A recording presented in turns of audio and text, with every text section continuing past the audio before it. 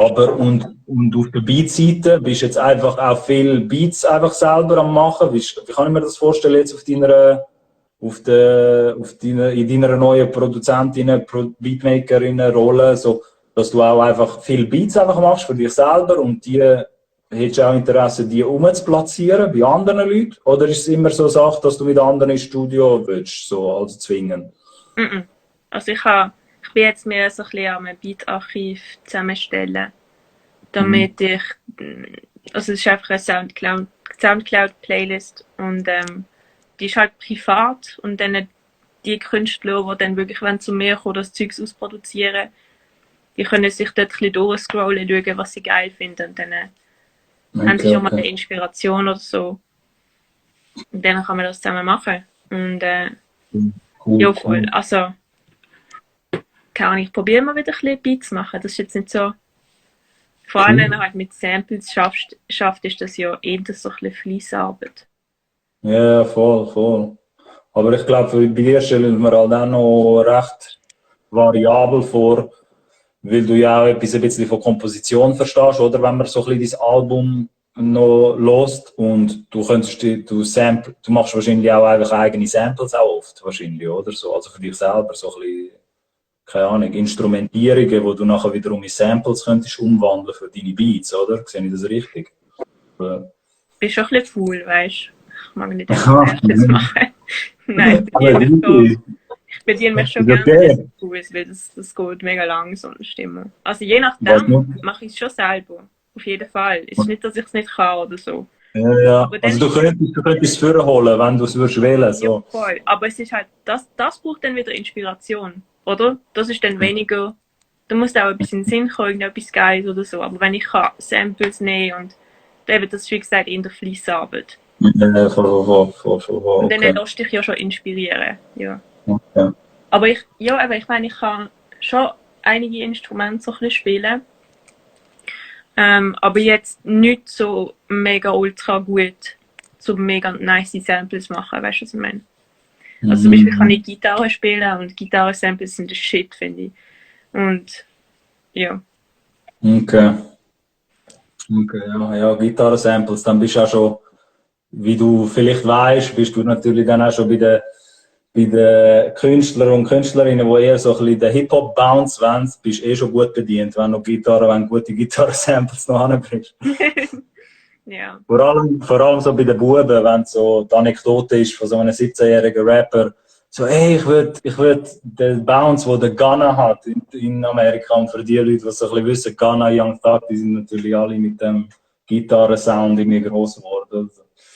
Alles so, hey, hast du so Anfragen schon irgendwie? Hey, kannst du mir einen melancholischen Type-Beat machen, so wie der Insert Artist XYZ? So, hast du das schon Mm, gehabt? nein, noch nicht. Aber ich habe nicht so viele Rapper, ehrlich gesagt.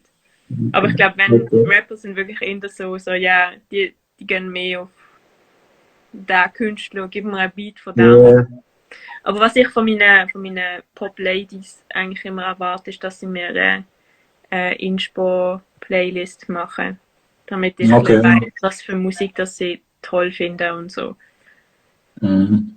Ja, macht Sinn. Dann hast du etwas wie so ein bisschen als Blueprint, an Mhm. dem dich kannst inspirieren. Ja, voll. Weil jetzt ist schon mehr, also eben, ja, vielleicht aus der Natur von der Sache auch, weil du halt auch die weibliche Seite besser bedienen kannst bei deinen Peers.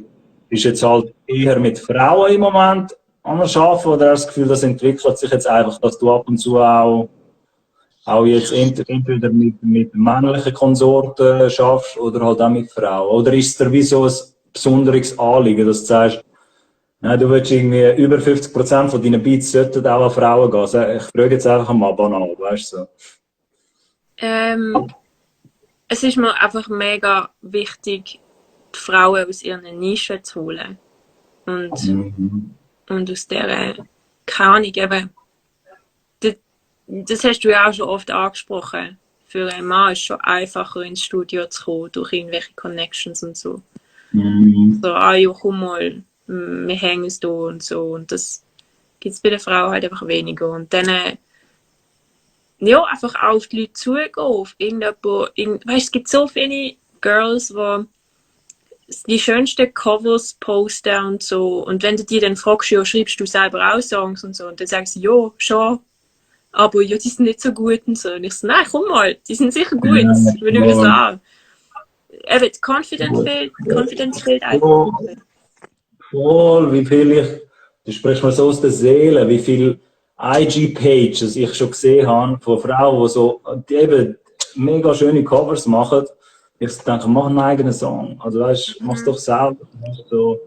Und ja, wenn sie das ja hätten, weißt, wenn sie Lyrics hätten, dann ist es vielleicht.